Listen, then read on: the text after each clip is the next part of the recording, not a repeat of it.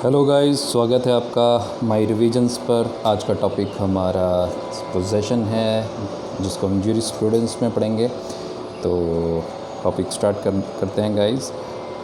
Topic start करने से पहले हम इसको एक बार ओवरव्यू करेंगे कि इसमें आज हमने पढ़ना क्या है। तो बेसिकली हम इसको पहले फर्स्ट ऑफ ऑल मीनिंग समझेंगे, देन डेफिनेशन, फिर एलिमेंट्स ऑफ पोजेशन, फिर possession in fact, possession in law and kinds of possession, then last में कंक्लूजन लिखेंगे। तो लेट्स स्टार्ट गाइस। स्टार्ट करते हैं मीनिंग से। पोजेशन बेसिकली होता क्या है? अगर बेसिक टर्म्स में देखा जाए तो हमारा एक फ़िज़िकल कंट्रोल किसी चीज़ के ऊपर जब हम कर लेते हैं, वो चीज़ जो हमने ओन्ड की हो या फिर हमने किसी से पोजेस कर ली हो, किसी से ले ली हो, तो इस चीज़ को हम पोजेशन ही बोलेंगे। और लीगल टर्म्स में क्या है कि लीगल टर्म्स में फ़िज़िकल कंट्रोल तो हमारा किसी चीज़ के ऊपर होता है, हम उसको अपने होल्ड में ले लेते हैं, बट उसके साथ एक इंटेंशन होती है हमेशा जुड़ी हुई। मतलब कहने का ये कि फ़िज़िकल कंट्रोल के साथ साथ हमारा एक एम होता है, हमारा एक पर्पस होता है उस ऑब्जेक्ट को लेके कि ये चीज़ सिर्फ़ और सिर्फ हमारे से कोरिलेट करती है और किसी के साथ कोरिलेट नहीं करती, इसके ऊपर सिर्फ हमारी ऑनरशिप है। तो इस इंटेंशन के साथ हम उसको आगे होल्ड करके लेके चलते हैं। तो एग्ज़ाम्पल है, जैसे एक माइनर चाइल्ड है, अगर उसके हाथ में कॉइन देखा जाए तो उससे क्या माना जाता है कि हाँ, ये कॉइन उससे रिलेट करता है, उस बच्चे का है। तो ऐसे ही पोजेशन है। पोजेशन अगर किसी के पास है, किसी की फ़िज़िकल कंट्रोल में है, तो बेसिक टर्म में उसको यही मानते हैं कि हाँ, ये उसका है। और एज़ पर लॉ देखा जाए तो फ़िज़िकल कंट्रोल के साथ वो पर्सन क्लेम करता हो कि ये उसकी ओनरशिप है, तो उसको पोजेशन मानते हैं। तो ये बेसिक मीनिंग था इसका। अब आगे चलते हैं डेफिनेशन में। डेफिनेशन में पोलक ने सिंपली बोला है, पोलक कह रहे हैं कि डेफिनेशन क्या है पोजेशन की, कि physical control over a thing establishes possession. Simply अगर आपका किसी चीज़ के ऊपर फ़िज़िकल कंट्रोल है तो उसको पोजेशन बोला जाएगा। ज़ेची ने इसको डिफ़ाइन थोड़ा और एलेबोरेट किया है। ज़ेची ने इसमें 4 एलिमेंट्स को जोड़ा है। एक तो ज़ेची ने बोला है पर्सन, थिंग, इंटेंशन और कैपेसिटी ऑफ डिस्पोजिशन। तो एक रिलेशनशिप होता है पर्सन और थिंग का, और इस रिलेशनशिप को बांधने वाला धागा क्या है? इंटेंशन। मतलब उसका एक एम होता है पर्सन का उस थिंग को लेके कि हाँ, उसका इंटेंशन होती है कि इसके ऊपर सिर्फ़ और सिर्फ मेरा एक्सक्लूसिव क्लेम है। और उसके पास कैपेसिटी भी होती है, अगर उसके पास उस चीज़ का पोजीशन है तो उसके पास कैपेसिटी भी होगी कि वो उसको जब चाहे डिस्पोज ऑफ भी कर सकता है अपनी मर्ज़ी से। तो इसी चीज़ को हम ज़ेची पोजेशन बोलते हैं। सेल्मन ने थ्योरीज़ देखी पोजेशन की, तो उन्होंने कमेंट किया है बस कि पोजेशन जो है थोड़ा टिपिकल है समझना। तो गाइस, ये डेफिनेशन थी पोलक और ज़ेची की। और वैसे पोजेशन क्या है? Most basic relationship man and thing होता है, और पोजेशन को एविडेंस भी माना जाता है ओनरशिप का। तो ये हमने की है पोलक और ज़ेची की। आगे चलते हैं सेल्मन। तो सेल्मन की डेफिनेशन क्या है? सेल्मन कहते हैं कि इट्स एन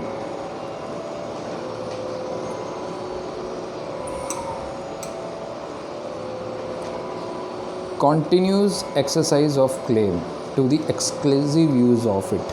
तो सेल्मन कहते हैं कि एक कॉन्टीन्यूस एक्सरसाइज होती है हमारी, जब हमारे पास कोई पोजेशन होता है किसी चीज़ का, तो उसके ऊपर हम कॉन्टीन्यूसली ये क्लेम करते हैं कि हमारा इसके ऊपर एक्सक्लूसिव यूज़ है, सिर्फ़ और सिर्फ हमारा ऑनरशिप है, इसके पास हमारा राइट है। तो सेल्मन के बोलना ये है। और सेल्मन ने इसमें आगे 2 चीज़ें ऐड की हैं, उसको 2 टर्म्स में बांट दिया है।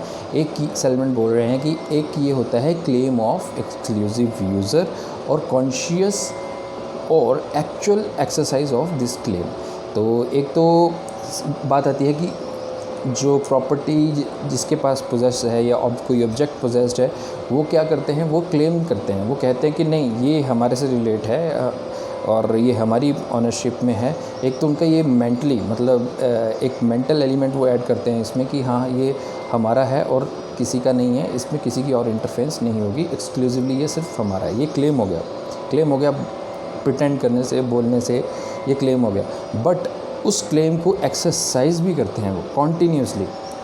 मतलब आपने एक चीज़ 10 साल से पकड़ी हुई है, 10 साल से आप दुनिया को बता रहे हो कि ये चीज़ आपसे रिलेट करती है, सिर्फ़ और सिर्फ आपकी इसकी ऑनरशिप है इसके ऊपर। तो ये हो गया exercise of the claim.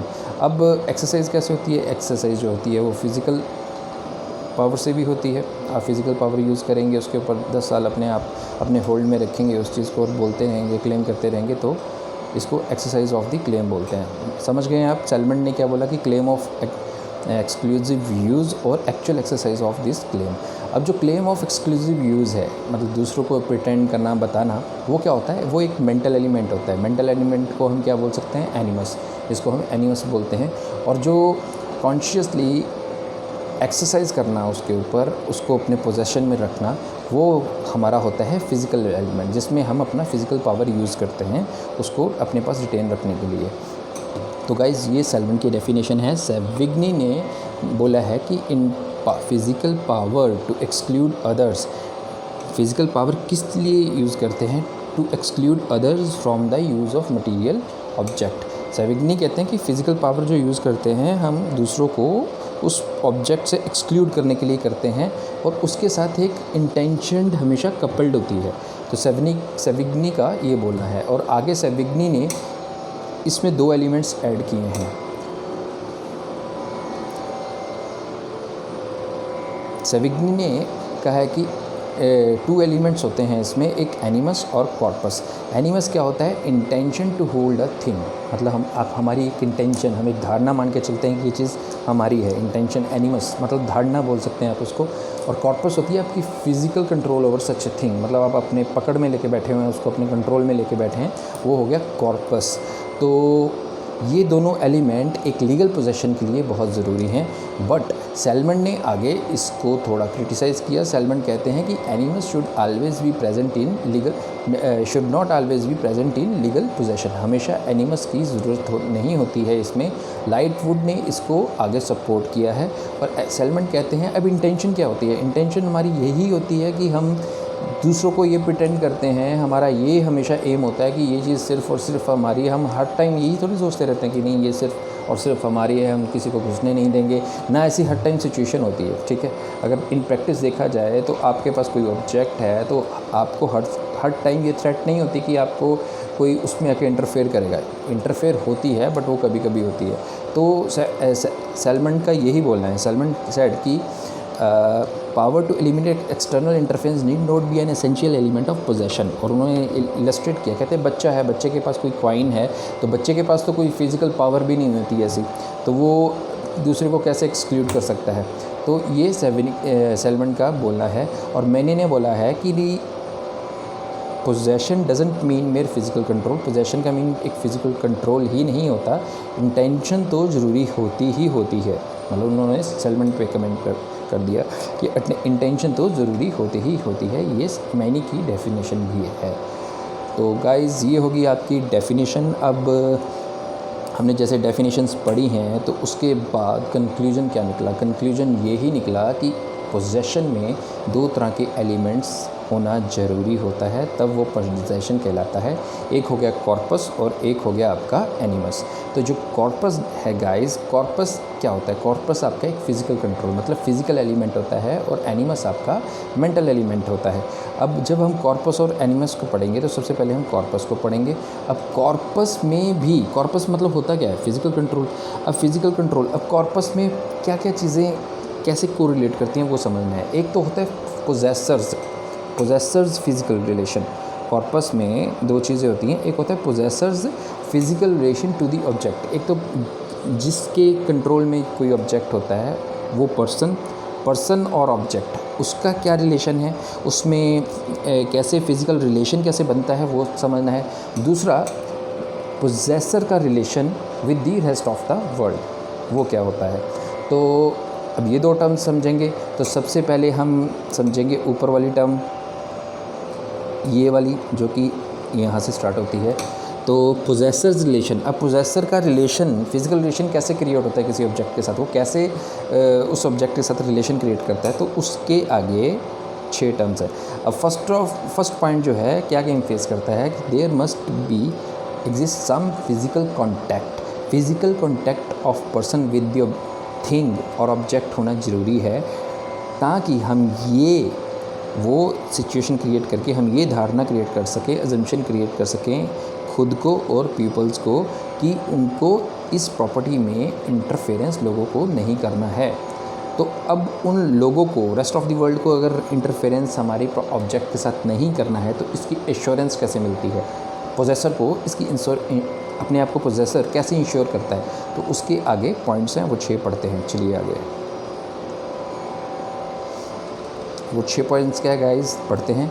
Possessor कैसे अपनी एजम्पशन को सेटिस्फाई करने के लिए क्या क्या स्टेप ले सकता है। एक तो उसका फिज़िकल पावर हो सकता है। फिज़िकल पावर कैसे होगा, अपने ऑब्जेक्ट के ऊपर अगर प्रॉपर्टी है तो वो वॉल्स, गेट्स वगैरह, डोर लॉक्स वगैरह कर देगा उसको, ताकि सबको पता चल जाए कि ये उसकी है और उस प्रॉपर्टी में कोई इंटरफेयर भी ना करे। और एक पर्सनल प्रेजेंस होती है। पर्सनल प्रेजेंस इसमें बोला गया है कि हर टाइम फिज़िकल पावर ही नहीं यूज़ होती, कहीं किसी ऑब्जेक्ट्स पे या कई सिचुएशंस पे पर्सनल प्रेजेंस ही काफ़ी होती है, तो उसमें फ़िज़िकल स्ट्रेंथ की ज़रूरत नहीं है। अब बच्चा है, बच्चे के हाथ में अगर कोई कॉइन है तो उसके पास इतनी फ़िज़िकल स्ट्रेंथ तो नहीं होती कि वो किसी को दूर कर सके, बट उसकी प्रेजेंस ही काफ़ी है। लोग इतना समझ जाते हैं कि अगर बच्चे के हाथ में है तो उसका ही कॉइन है ये। तो ऐसी सिचुएशन अदर फैक्टर्स में भी होती है। अब सीक्रेसी है। अब फ़िज़िकल पावर आप कैसे दिखा सकते हैं। फ़िज़िकल पावर, आपके पास कोई पोजेशन है, आप कहीं जा रहे हो तो आप अपनी कोई वैल्यूएबल थिंग को आप अपने घर में किसी लॉकर में लॉकअप करके चले जाते हैं, तो वो सीक्रेसी कहलाता है। इन दिस रिस्पेक्ट आप कर सकते हो। और 4th पॉइंट क्या है, रिस्पेक्ट टू राइटफुल क्लेम। अगर आपका राइटफुल क्लेम है किसी ऑब्जेक्ट के ऊपर, तब भी आपका वो माना जाता है। जैसे अब राइटफुल क्लेम क्या हो गया, राइटफुल क्लेम हो गया कि जैसे अगर आपने in the eyes of law कोई ऑब्जेक्ट को पोजेस किया है, तो और लॉ समझता है कि इसके ऊपर आपकी ही ऑनरशिप है, तो वो राइटफुल क्लेम होता है। रॉन्गफुल क्लेम कैसे हो जाएगा, रॉन्गफुल क्लेम हो जाएगा जैसे आप कोई पर्सन कोई थेफ्ट कर लेता है, कोई ऑब्जेक्ट उठा के ले आता है, तो है तो उसके पोजेशन में, बट वो रॉन्गफुल पोजेशन कहलाता है। और फ़िज़िकल पावर, हम अपना रिलेशन कैसे ऑब्जेक्ट के साथ बिठा सकते हैं, protection afforded by the possession of other things. तो प्रोटेक्शन अफोर्ड करते हैं हम अदर ऑब्जेक्ट्स को जो उस प्रॉपर्टी के साथ होती है, वो भी हमारे ही पोजेशन में होती है, और उनके होने से भी ये पता चलता है कि वो किसी और पर्सन की है, ताकि वो अदर पर्सन्स को ये रिफ़्लेक्ट करे कि हाँ, ये किसी और से कोरिलेट करती है। तो वो चाहे प्रॉपर्टी के ऊपर हो, चाहे प्रॉपर्टी के अंदर इंस्टॉल्ड हो, कोई भी ऐसी चीज़। तो ये हो गया 5th पॉइंट। 6th पॉइंट है गाइस इसका, मैनिफेस्टेशन ऑफ एनिमस डोमिनी।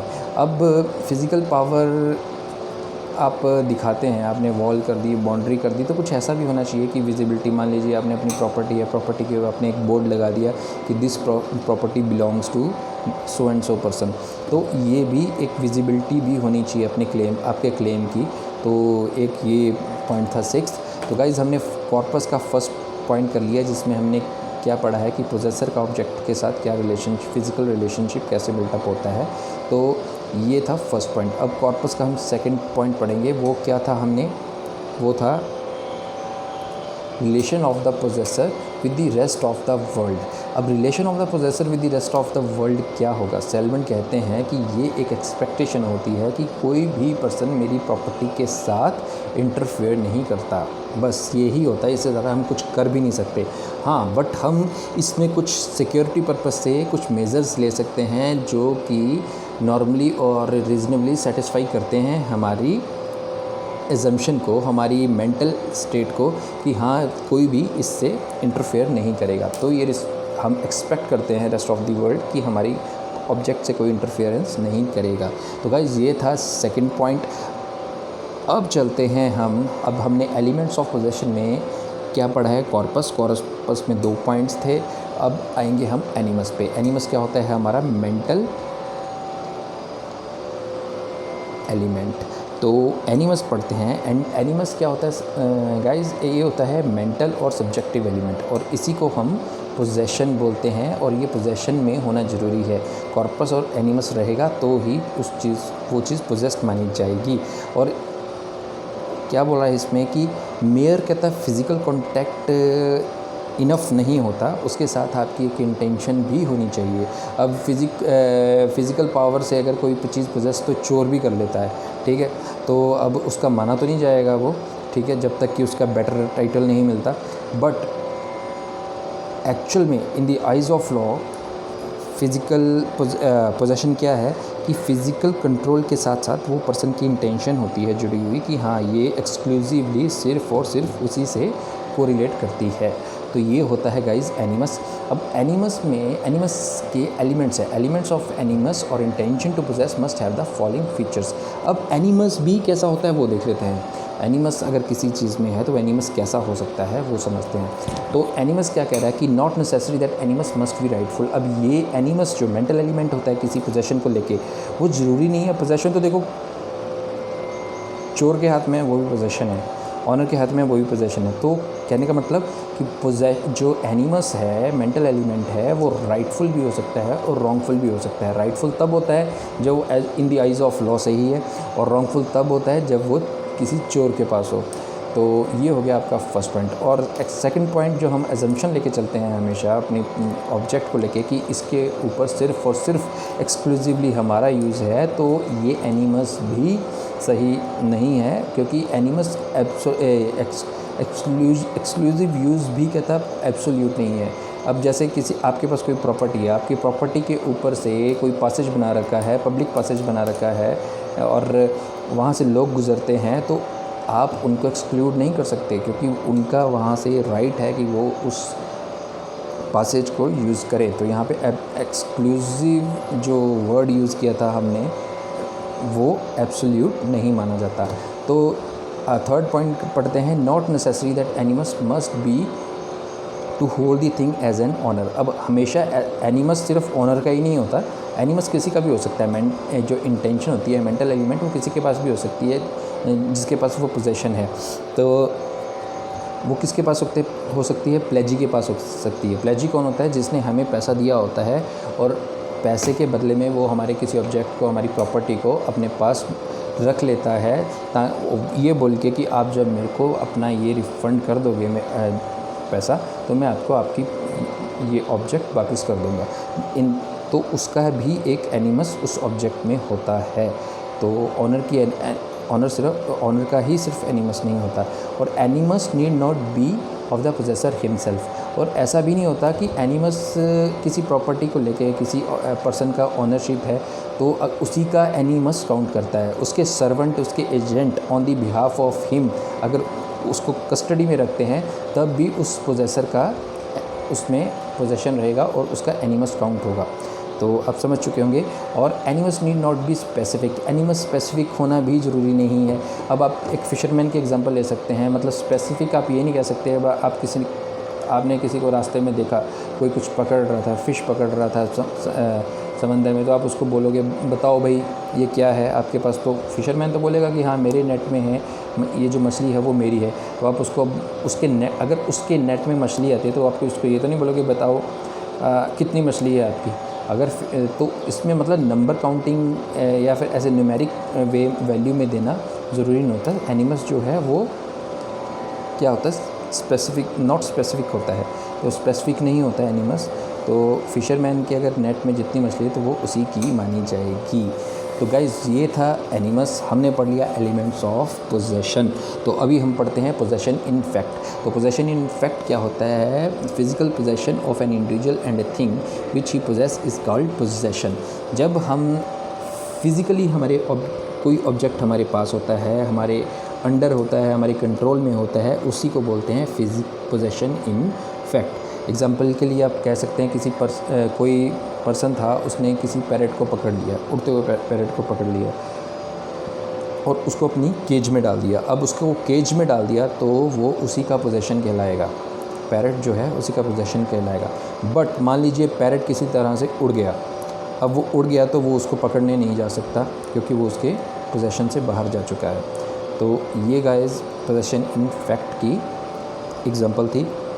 और पोजेशन इन फैक्ट को समझते हुए कुछ चीज़ें हमें नोट करनी है, याद रखनी है कि things over which an individual can't have physical control. कुछ चीज़ें ऐसी भी होती हैं जिसके ऊपर फिज़िकल कंट्रोल होना ज़रूरी नहीं होता, तो उसको भी पोजेशन मान लिया जाता है।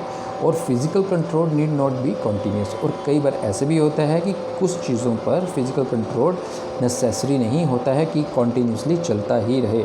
और हाँ ये चीज़ है, उस पोजेशन को, उस कंट्रोल को तब माना जाएगा पोजेशन को कि हाँ वो चीज़ के ऊपर कंटिन्यूली हम कंट्रोल नहीं कर सकते, बट उस चीज़ को, उस ऑब्जेक्ट को जब हम कहीं रखते हैं तो हम ईज़िली उसको कंट्रोल को दोबारा रिज्यूम कर सकें। ये इसमें एसेंशियल होता है। और merely having physical control is not enough, और सिर्फ फिज़िकल कंट्रोल इनफ नहीं होता, it's accompanied by the capacity to exclude other, दूसरों को उस इंटरफेरेंस से एक्सक्लूड करने की कैपेसिटी भी होनी चाहिए, ये भी मैटर करता है। बट इस पॉइंट को क्रिटिसाइज़ किया गया है स्कॉलर्स के द्वारा कि इसको इम्पॉर्टेंट नहीं माना गया है। तो गाइज़ ये था पोजेशन। इनफैक्ट आगे चलते हैं पोजेशन इन लॉ। तो पोजेशन इन लॉ क्या होता है, उसका मतलब है कि it is the possession which in the eyes of law exist. Law की नज़रों में जिस चीज़ को पोजेशन माना जाता है, जिस तरीके से पोजेशन होना चाहिए, वो ही पोजेशन कहलाता है। तो लॉ को आप मतलब आप ये कह सकते हैं कि कंस्ट्रक्टिव पोजेशन जो होता है वो भी पोजेशन इन लॉ ही होता है। पोजेशन इन लॉ को डी ज्योर भी बोलते हैं, और it has been stated that law secures possession for 2 clear reasons. तो लॉ पोजेशन को, इस टर्म को कैसे मानता है और इसको सिक्योर कैसे करता है, लॉ क्या करता है, कॉन्फर कर देता है lawful rights to own the owner. Owner को कुछ राइट्स दे देता है उस ऑब्जेक्ट के रिगार्डिंग, ताकि आपके साथ कोई भी आपके राइट्स का वायलेशन हो इस ऑब्जेक्ट को लेके, तो आप उसके अगेंस्ट लड़ सकते हैं कोर्ट में। तो ये हो गया first point, possession in law, जो लॉ देता है ओनर को। और सेकंड होता है कि लॉ उस पर्सन को जो इंटरफेयर करता है या फिर किसी के राइट्स की उल्लंघना करता है, तो उसको पेनलाइज भी करता है। और पेनलाइज, अगर किसी पोजेसर का कोई नुकसान होता है तो उसको पेनलाइज करके उसको पे भी करना पड़ता है। तो ये पोजेशन इन लॉ हो गया। अब इसमें एक बेसिक टर्म यूज़ की जाती है गाइज लॉ पोजेशन में, कि जो पोजेशन है, possession is the better title not the best title. तो बेटर टाइटल और बेस्ट टाइटल का फ़र्क क्या है, इसको हम एग्जांपल के साथ समझते हैं। अब इसमें degree of right to possession क्या है, कि एक पर्सन है, वो बार्बर शॉप पे जाते हैं कटिंग के लिए, और बार्बर शॉप पे जाते हैं, उनका काम हो जाता है, वो जब शॉप से निकलते हैं तो अपना मोबाइल लेना भूल जाते हैं, और बार्बर क्या करता है, वो अपनी कस्टडी में ले लेता है मोबाइल, वो बताता नहीं है उनको, तो वो भी निकल जाते हैं और वो भी कुछ नहीं बोलता है, वो अपने पोजेशन में ले लेता है। तो अब यहाँ पे सिचुएशन क्या है कि who is the better title and who is the best title. अब इसमें जो बेस्ट टाइटल है वो तो माना जाएगा बार्बर का, क्योंकि बार्बर के पोजेशन, अगर बेसिक टर्म में पोजेशन क्या होता है, किसी के पास जो चीज़ है वही पोजेशन है, that is the best title, ठीक है। बट अदर फैक्टर क्या है in the eyes of law, कि लॉ बेटर टाइटल को कंसिडर करती है। बेटर टाइटल मतलब कि in the eyes of law जो मानता है कि इसकी ऑनरशिप किसकी होनी चाहिए थी, उसी को बेटर टाइटल माना जाता है। अब वो मोबाइल किससे रिलेट करता था, वो उसके ऑनर से रिलेट करता था जो बार्बर शॉप पे आया। तो बार्बर की रिस्पॉन्सिबिलिटी है कि वो उसको रिटर्न करे, और अगर वो नहीं करता तो उसके लिए ऑनर उसके ऊपर स्यू कर सकता है। तो ये बेस्ट और बेटर टाइटल की एग्जाम्पल दिखाइज। और आगे चलते हैं kinds of possession. Kinds of possession guys corporeal, incorporeal, mediate, immediate, concurrent and constructive और एडवर्स होते हैं। पढ़ते हैं फटाफट। चलिए, कॉर्पोरियल पोजेशन होता है, आप समझ चुके होंगे कि मटेरियल, टेंजिबल ऑब्जेक्ट्स होते हैं इसमें, दैट वी कांट सी और टच। तो बोथ मूवेबल, इमूवेबल होते हैं। मूवेबल में जैसे बुक्स, कैटल, वॉच आ गई, और इमूवेबल में जैसे हाउस, लैंड, ये सब आ जाता है।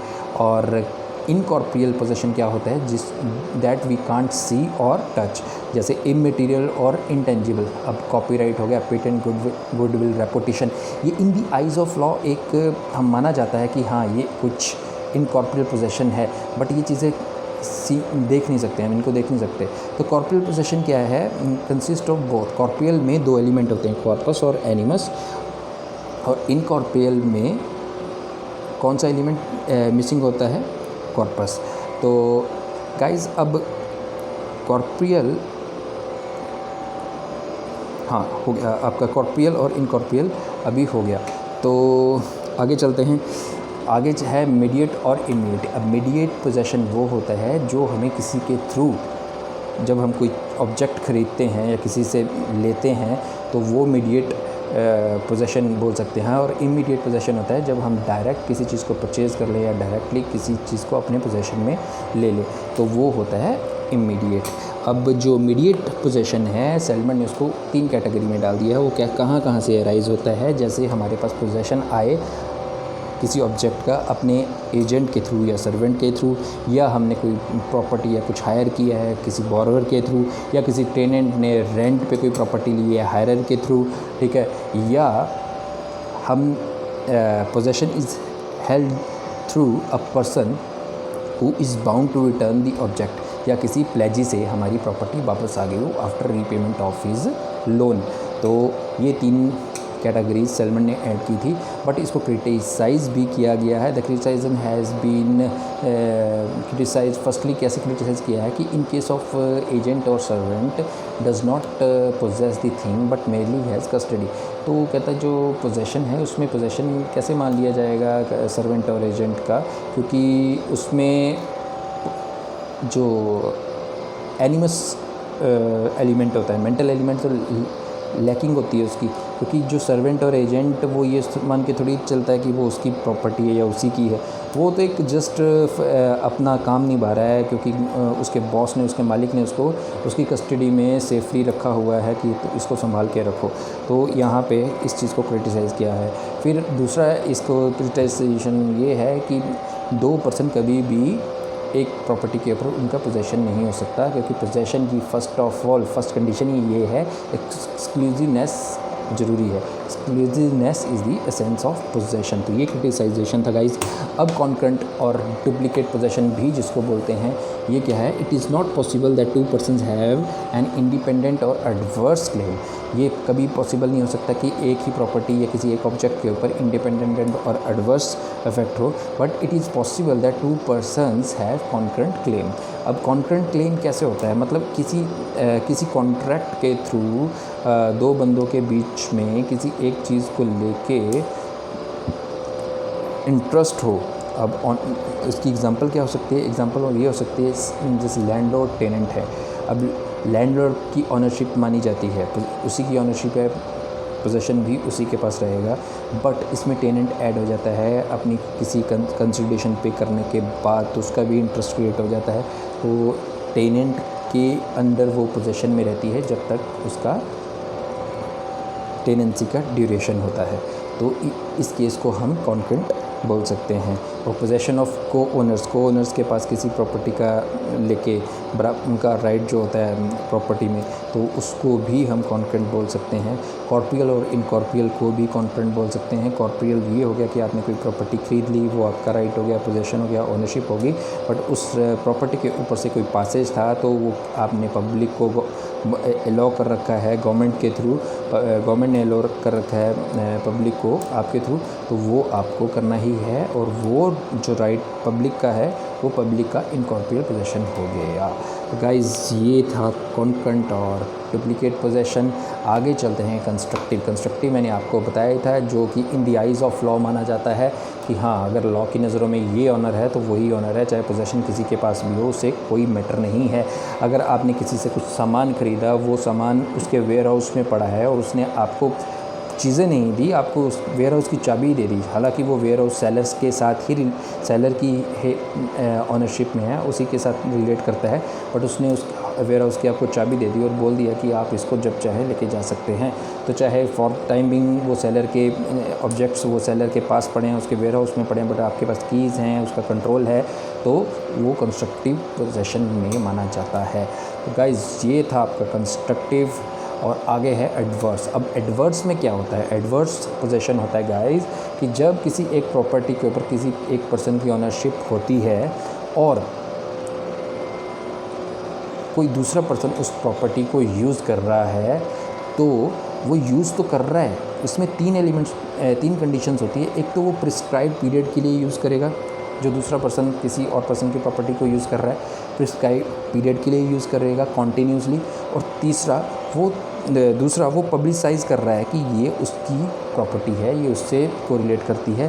थर्ड वन जब वो पर्सन किसी और पर्सन की प्रॉपर्टी को यूज़ करता है तो जो रियल ओनर है वो उसको डिस्टर्ब भी नहीं कर रहा आके, वो कुछ बोल भी नहीं रहा, कुछ उसके रिएक्शंस नहीं है, कुछ इसकी विरोध नहीं है, तो वो बस कुछ नहीं बोल रहा है, वो भी ठंडा होकर बैठा है।